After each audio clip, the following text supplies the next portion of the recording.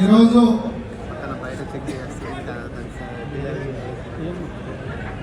గాంధీ భవన్లో